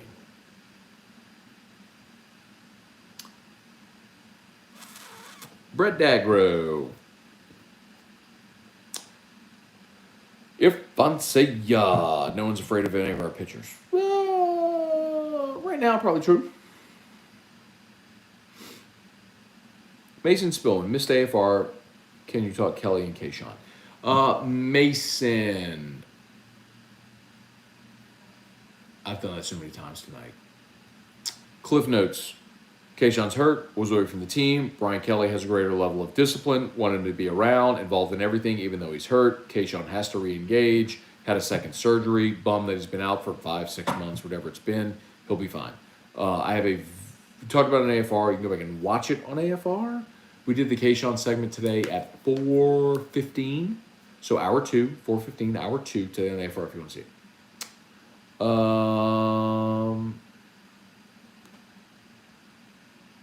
Devin, LMAO, T-Bob's going to get dusted. He is. Joel, bet a premium bottle, bet a premium bourbon bottle. Of what? About T-Bob? Okay. I mean, do you realize, like, I'm a finalist for that thing every year in the Best 225? Like, I've been in it every single year. I mean, I'd love to win it. I won it once. I mean, I'd love to win it again. My plaque's right there. When I won it in 2020. But, like, I'm one of the top 3 every year in it. I mean, I love it. It's really cool because it's a fan-based thing. I love it. I mean, it's a really cool thing. You don't have to go, like, beg your boss to nominate you for something. So, I mean, it's just fans vote for it. So, yeah, I'm down. But, yes, absolutely. Whatever you want to bet, sure. Fonzarelli, damn, it's tough watching this baseball team. It's like they aren't ready to bat until the 6th or 7th inning. They were winning.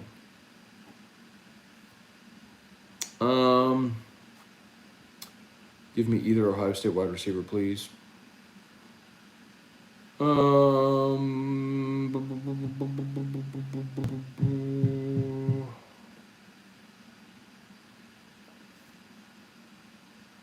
Rogers, game point to the end. David Hawes, have I missed the Scone rant on how long college baseball games have become this year? So David, I mean, I did post on Twitter over the weekend, and it's not, to be clear, David, it's not how long college baseball games have become. It's LSU baseball games because they don't have starting pitching. So when you have this parade of relievers, this is what happens. You're talking about a 4.5 hour, coming on a 4.5 hour midweek baseball game. Now, in fairness, this has gone to extra innings, but it still would have been a 4-hour midweek baseball game. Look at the people behind home plate. They look bored. The ones that are still there look bored out of their mind. They look like they're in agony watching this bullshit. And Joe Bear strikes out again. He's just not ready. I'd play Stevenson. You all ready for this? I'd play Josh Stevenson in right. I'd pull Gio. I'd play Stevenson in right. Better glove. I think he's already ready to hit at this level. Competitive ABs. I'd play Josh Stevenson in right. Today. Michael Menser. What's up, y'all? Now, Jason Austin mentioned Devery Henderson. I was more talking about in the Peyton, Breeze, Loomis era. But Devery Henderson, yes. But that's been 2002. It's been a while. Been a hot minute. Let's see.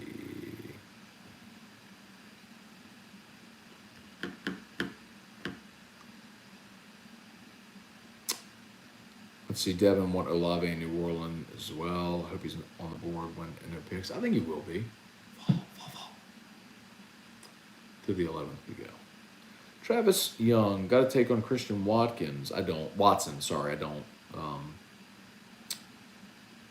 But I'll ask about him. Gray Abraham, first sports event I ever went to was 07 LSU Auburn. I was 11. Still remember it. Maine's my favorite game I've been to. Curious your favorite game. Okay, so I was at that LSU Auburn game as well. However, I was already 07. I was covering the team. I was graduated LSU 04, so I was 25 when LSU played Auburn in 07. Really fun game. Probably shouldn't have come down to the end the way it did, but fun game. 03 LSU Auburn. Excuse me. 03 LSU Georgia. The day game was phenomenal. For a lot of reasons. If you're not familiar, read about it.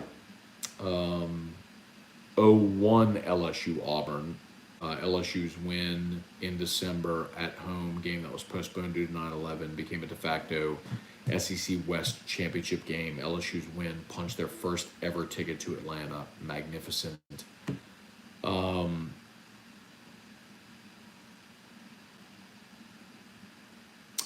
mean, I was at the earthquake game. I was just really young and don't really remember it.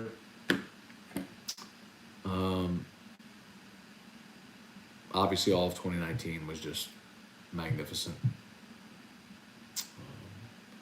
2015, LSU Florida in Tiger Stadium was a vastly underrated game.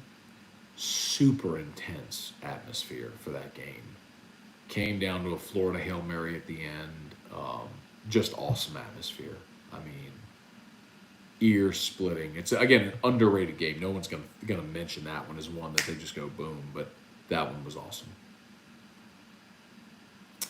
Jordan Malazzo, heard Beloso was taking BP. Any update on return? Could he be the Tim Elko of 2022? Possibly, Jordan. He can. Cade can definitely swing it. He just can't run the way you'd expect, obviously, with a torn ACL. But yes, he's trying to get back this year. Yes. Alex Day, Stevenson or Pearson? Stevenson. Brett Dagro, pull Joe Barangio, who? Stevenson. I will tell you, a scout told me that Josh Stevenson is better than his brother, who is currently a major leaguer. And I believe it. He's gone in as freshman and had competitive ABs as a pinch hitter. Pinch hitting is one of the hardest fucking things to do in sports. You come out cold to go up against a pitcher you hadn't seen and go have competitive ABs. Let him get 4 or 5 ABs in a night while he's playing the field, be really locked in. Blues ready to go home, bro. Devin, Matt, what's your legit prediction on LSU football? What you got, 8-4? Yeah, I think 8-4. That's probably where I would go. I go 8-4. Hopefully a bowl win, get to 9. I think 9-3 is the ceiling. I think they fall just below it. I think Vegas projected win total 7.5. I think I'd go over because I think they'll beat Florida State. Beat Florida State, go 4-4 in the conference. I think you're 8-4. I think that looks really good.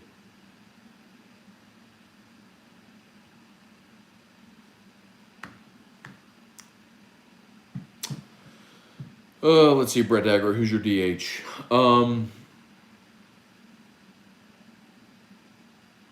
Depends. If Jay Johnson was another left-handed bat in the lineup.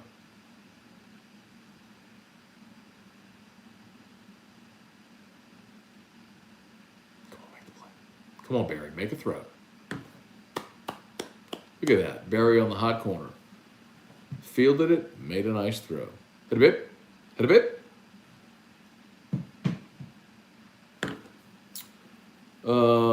Gulf South, have you bought any more GMEX during this dip or any other cryptos? So, Gulf South, full disclosure, I bought Gamecoin very early. Like, I saw it and invested a lot of money very early. Very early. So, I saw when it went up to 4 cents, candidly, my Gamecoin wallet was in the 7 figures. I was a crypto millionaire, but I never sold any of it because Gamecoin's going to go way higher than 4 cents. I believe that. So, no, I haven't bought more because I have a really big bag. I've spent a lot of money. I invested a lot of money early. Other cryptos, yes, absolutely. I mean, I think there's some bargains. Seeing Cardano less than $1, Polkadot less than 20 cents, Bitcoin less than 40K is a fucking steal. Yes, so yes, I have bought more crypto, yes, during this dip, 100%.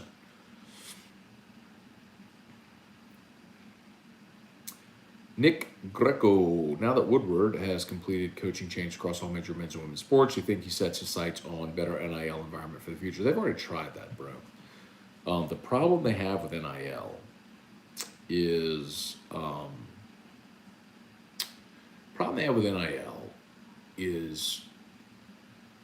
Louisiana's wealth is not very wide. They got rich people here, but there ain't a ton of them. So if you're Scott Woodward and you go to Boosters to get $2.5 million for new women's coach, and then $17 million to buy a football coach, and $100 million to buy a new coach, and then you got to pay the new basketball coach, and yet you keep going to the same people, and you're like, hey, by the way, now we need you to pay the players too. They're gonna be like, fuck you. A lot of them have.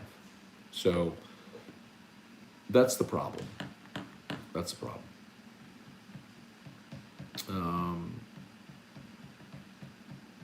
Just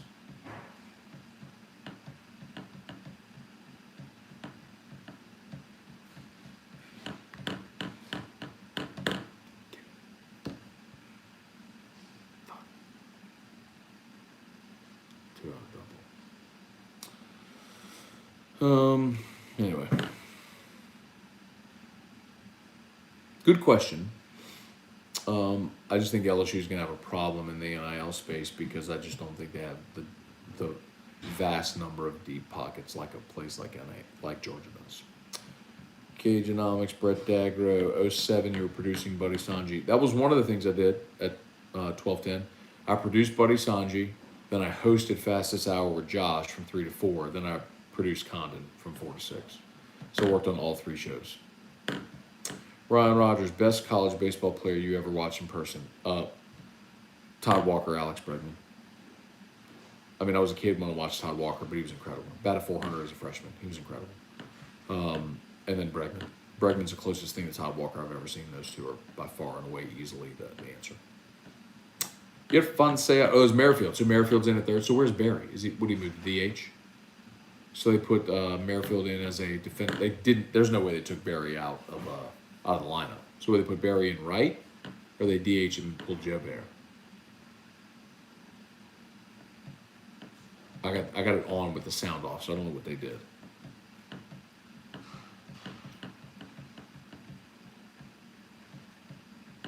Interesting. Merrifield's at third for Barry in the extra innings. It's called defensive replacement. That's not interesting. That's what you fucking do in a tight game. You put defensive replacements in. Merrifield's a better third baseman. Okay, but you need Barry's bat in the game. What's the point? You're not going to start Merrifield and put Barry on the bench because you want his bat in the lineup. It's not interesting. That's called a defensive replacement. It happens. Devin Kelly, Matt, who do you think starts game number 1 at quarterback for LSU? Jaden Daniels. Do you think Walker Howard can emerge in year 2 and take the team to the playoffs? No. I'd say give Brian Kelly till year 3. I think this year is established culture. Next year looks more like his roster. Year 3, look at it this way. Saban at Bama. 7, 8, 9. 9, he won a championship. Shit, look at Ed. 17, 18, 19. 19, year 3, won a championship. Look at Nick at LSU. 2001, 2, 3, year 4, won a championship. Year 2, it's just very rare. Herbs, at Ohio State had the undefeated season, but they weren't eligible for the postseason.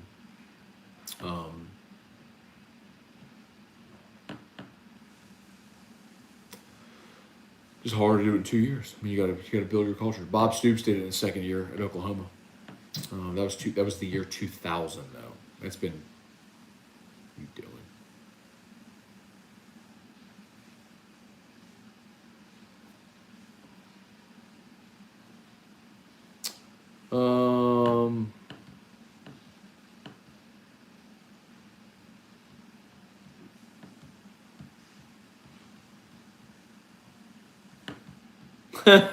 Brett, I know he's your boy. I remember Condon's Corner you carried him, bro.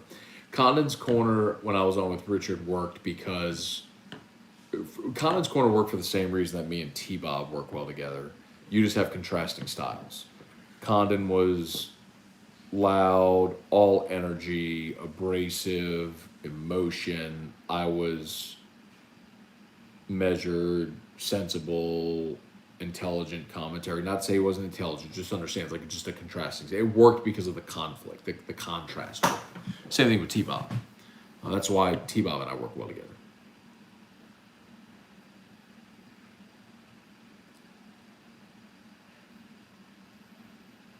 Hey, Goose, little Ezra Brooks. Okay, man. Glad you specifically said 4 cents about GameCoin. That's where I want to see it get back to minimum. Wondering time frame thoughts. I mean, Goose, realistically, bro, it's impossible to ever predict a price. It's dangerous to do that as well. And I don't want to be irresponsible and tell you something. But here's what I'll tell you, Googe. Internally, the goal internally was at the end of year 1 for GameCoin to be at 1 penny. Year 1, we're 8 months in. It got to 4 cents in 4 months. In the most literal sense of the word, this is not hyperbole.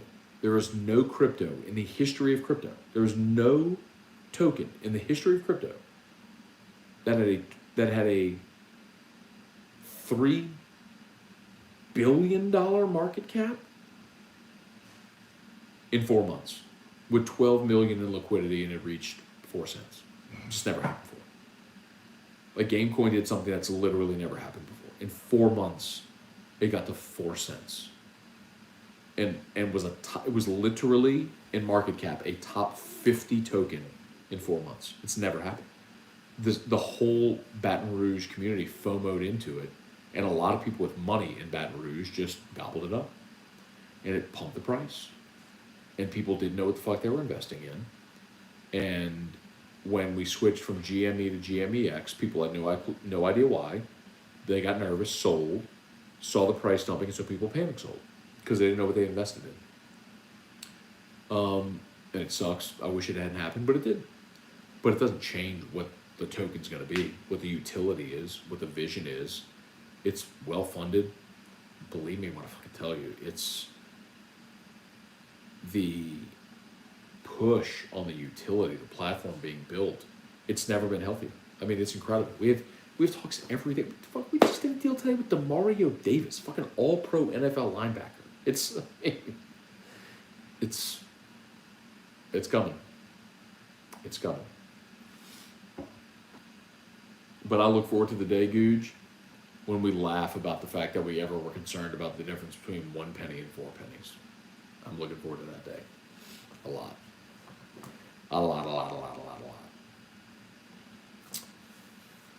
Let's see. Michael Roby, NWO for life. Okay. If your boss walks in tomorrow and says you must pick a co-host for AFR, who are you picking? I'd probably quit. I'd quit and go do my own show. Just elsewhere. Tyler Cooley, Fontenot escaped. If he gets to the 12th, someone else gonna have to start warming up. Fonzarelli, man, I have to stop getting so worked up watching this baseball team. It's too depressing. It's rough. You know what, Gulf South? Let me humor you. Let me humor you and answer your question. I'll humor you. Okay. If I had to pick a co-host, I'll humor you.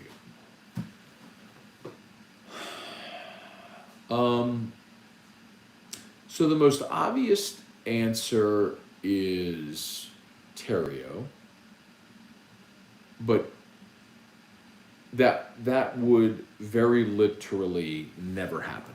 It would never happen because he doesn't want to do, like, people. I don't think people really understand this. Like, and this is not a promise. It's not a self-serving commentary.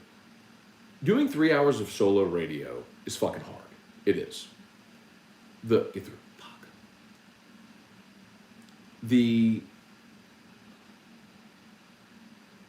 challenge when you're talented is to make something very difficult, and whatever you do, not just I'm talking about in anything in life, is to make something that's very difficult look very easy. 3 hours of solo radio is very fucking hard. Very hard. But I love it, and I'm good at it. It's just a thing that I'm good at, that not everybody would be. And that's not a knock. It's just like, there are people who, like, if you're a machinist, I would have no fucking clue how to do your job. If you're an engineer, if you're a doctor, like math, science related, I would have no clue. If you're a woodsmith, carpenter, I have no idea. I would be so lost. I'd spend 10 minutes trying to do your job, and I would fucking quit. I would have no idea. It's just, you find what you're good at and what you like doing, all this stuff. So Terrio wouldn't want to do daily radio for 3 hours, and I'd probably strangle him because the amount of prep I do every day is obnoxious. I put a lot of time and effort into my show, and he doesn't. So that would drive me crazy.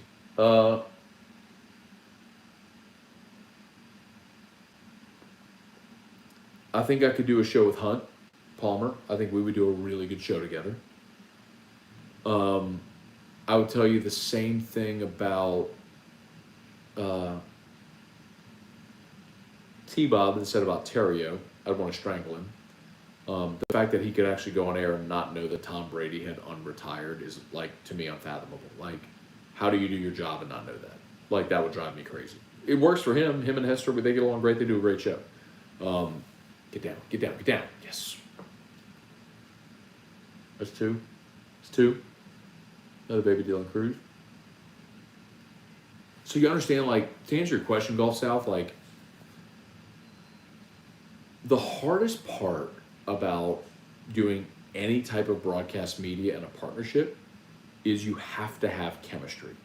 It's the hardest thing in the world to find, and when you find it, it's worth its weight in gold. Like, you cannot fake it, you cannot buy it, you can't fabricate it. It's just, you can't. Like, it's a thing that you either have or you don't, and you can't fake it. It's so hard to develop, man. So, like, if someone co-hosted AFR with me, it's like we'd have to have great on-air chemistry, and I don't feel like, I mean, the only person that I've really established that with is Terrio over time, and I know I would strangle him if we had to do a show together, because I don't know how we'd make it through 15 hours a week, because I would do all the fucking work, and I'd want to kill him. On Fridays as a one-off for a couple hours, yeah, he does his letter, it's funny, he does Kick Rocks, we do Ask Ryan, we have some fun, we cut up, I lean into him for his expertise on baseball, and as a former professional athlete, he's one of my best friends in the world, we have a great time together. It's great. As a one-off, 1 day a week for a couple hours, fine. But they're letting Merrifield bat for Barry. Huh. Interesting. Maybe come on. And Dylan Cruz just got picked. Oh.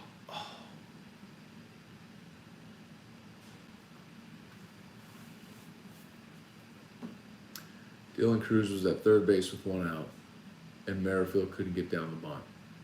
That, friends, is why you never fucking bunt.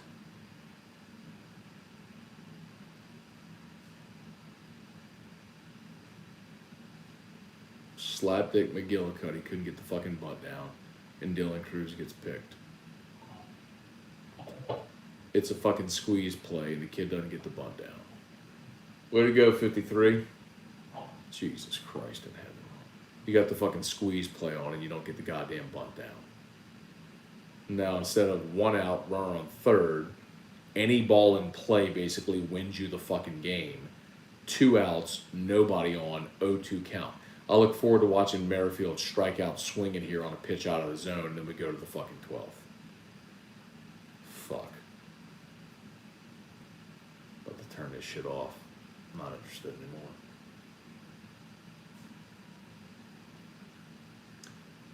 Pitch out of the zone, strike 3, swing in. Like I'm a fucking genius or something. Holy shit, how in the world did I see that coming? The fucking kid down 0-2 after being embarrassed, swings at a pitch out of the zone, strike 3, and we go to the 12th. Holy crap, if only I could have just wagered on that outcome. How the fuck did I see that coming? Hey, the GOAT, not only did I just call the strikeout, I called exactly what the fuck happened. Strike 3 swinging on a pitch out of the zone. Y'all act like I don't fucking watch baseball. Do you know how much fucking baseball I watch? More than fucking you do.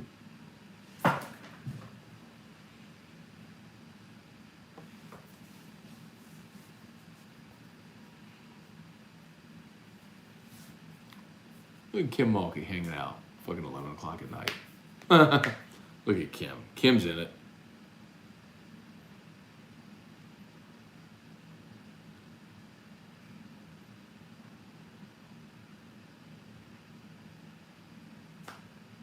Stephen Fry, I'm done with this game. Come on, Jay. Let the fucker put the ball in play and take the W. Thank you. Anyway.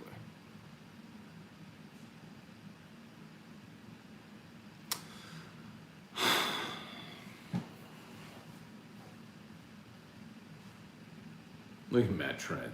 Look at Jaron Joseph. That's not me. Look, they're just begging for this shit to end. Dude, I respect it so much. It sucks so bad. Like, nobody wants to be there, and they have to be there for work. A fucking midweek game going into the 12th now. You had a runner on third with 1 out, and you put on a squeeze play, and the fucker couldn't get the bunt. Excuse me, the young man couldn't get the bunt down. I said that once before, and someone from LSU heard me complain. Why are you calling these kids a fucker? I'm not calling a kid a fucker. Come on. Don't be stupid.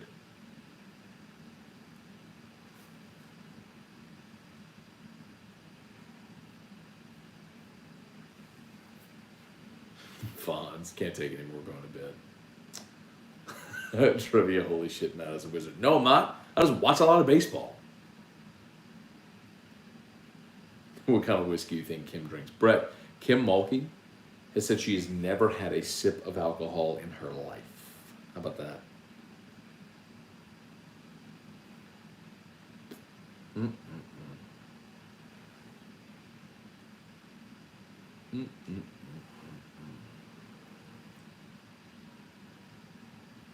Jesus. Comes Grizzly Adams. Got Floyd on the bump. All right, y'all. We done. We're done. Gwen, I'm in. See, this is turning into a companion show now. We still got 130. We got 130 watching. If we just got 170 people watching, it's incredible. Hey, can somebody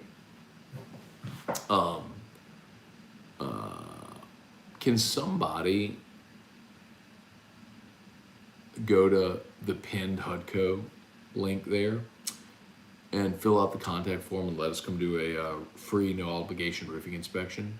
I mean, this has been 1 hour and 56 minutes, 1 hour 51 minutes, excuse me. And if we got one roof inspection out of the show, it'd be awesome. HUDCOroofing.com. It's pinned in the comments, Facebook and YouTube. Just click on the link. Just click the link. Just click the HUDCO link. Hit contact, top right. Fill out the form. We'll come do a free, no obligation roofing inspection. Look at Ty Floyd. Burning heaters past these La Tech kids. 3-pitch strikeout. That'd be it. All right, I'm done. I gotta go to bed. I might watch the end of this. Might not. Love y'all. Thank you for watching. Deuces.